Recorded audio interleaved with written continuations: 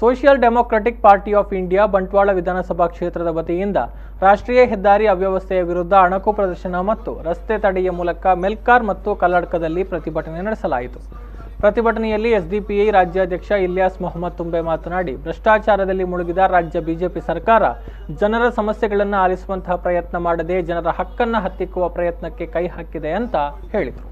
SDPI ಜಿಲ್ಲಾ ಪ್ರಧಾನ ಕಾರ್ಯದರ್ಶಿ ಸಾಹುಲ್ ಎಸ್ಎಚ್ ಮಾತನಾಡಿ, ಪ್ರತಿಭಟನೆಯು ಕೇವಲ ಸಾಂಕೇತಿಕವಾದ ಪ್ರತಿಭಟನೆ. ಮುಂದಿನ ದಿನಗಳಲ್ಲಿ ಹೆದ್ದಾರಿಯನ್ನು ಸರಿಪಡಿಸದೇ ಇದ್ದಲ್ಲಿ 8 ವಿಧಾನಸಭಾ ಕ್ಷೇತ್ರಗಳಲ್ಲಿ ಎಲ್ಲಾ ಸಮಾನ ಮನಸ್ಕ ಸಂಘಟನೆ ಹಾಗೂ ಪಕ್ಷವನ್ನು ಸೇರಿಸಿ ರಾಸ್ತಾ ರೋಕೋ ಮುಖಾಂತರ ಪ್ರತಿಭಟನೆ ನಡೆಸಲಿದ್ದೇವೆ ಎನ್ನುವಂತಹ ಎಚ್ಚರಿಕೆಯನ್ನು ನೀಡಿದರು.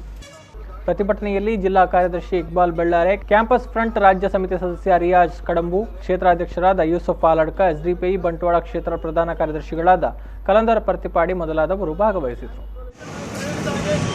ನ್ಯಾಷನಲ್ ಕೋಟಿ ಅನ್ನೋದು ಸಂಪಾದನೆ